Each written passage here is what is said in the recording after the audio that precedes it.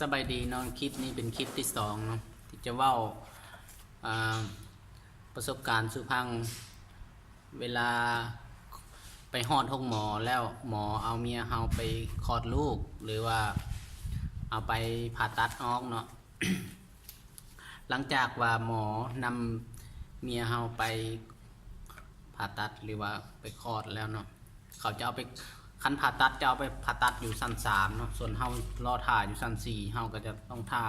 และสิ่งที่เฮาจะต้องเกียมให้เขาเนาะเวลาเขาเอาลูกขึ้นมาเขาจะเอาลูกขึ้นมาก่อนแม่เนาะเขาจะ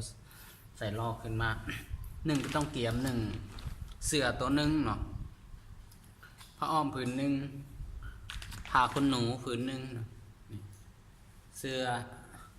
เล็กน้อยส่งบ่เอาเนาะผ้าอ้อมผืนนึงผ้าขนหนูไว้ห่อตัวเล็กน้อยผืนนึงลองศพตีนศพมือและกับหมวกเนาะ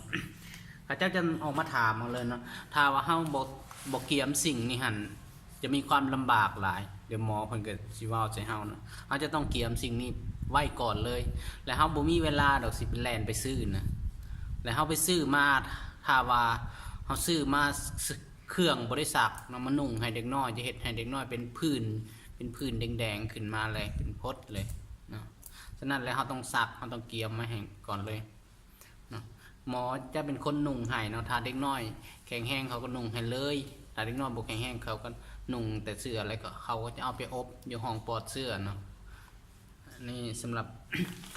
หลังจากนั้นส่วนว่าเอกสารเขาจะให้เซ็นเวลาเขาจะมีบินให้เซ็นเป็นเจียยาวๆเป็นเจียยาวมาในหันก็จะมีรายละเอียดข้อมูลเวลาเกิดวันที่เดือนปีเกิดชื่อของเด็กน้อยตอนนั้นเขาเจ้าจะใส่ชื่อแม่แล้วก็นามสกุล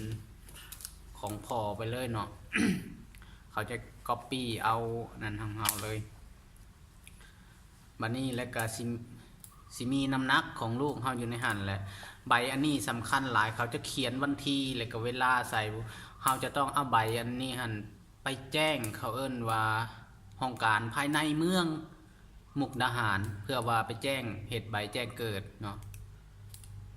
ไปแจ้งก่อนเขาไปแลนเอาใบแจ้งเกิดนั่นแหละว่าท่านซะแจ้งเกิดนำเขา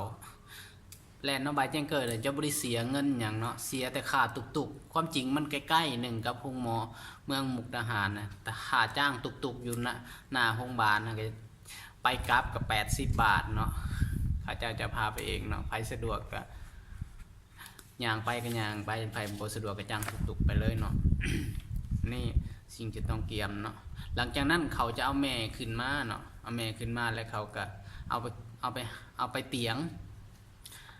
เขาจะเอาเตียงเข้าห้องร่วมก้อนเนาะเขาจะเอาอยู่ใกล้ๆเคาน์เตอร์ของหมอพยาบาลนั้นแล้วก็เขาก็เอาลูกมาให้เนาะแบบสิ้นสำหรับคลิปนี้ก็ขอจบเพียงเท่านี้เลยตอนต่อไปจะว่าเวลาเขาอยู่ห้องหมอพร้อมหน้าพร้อมตาทั้งลูกทั้งแม่หรือญาติพี่น้องและเฮาจะต้องเฮ็ดปฏิบัติตนขึ้นในใดเนาะขอบใจ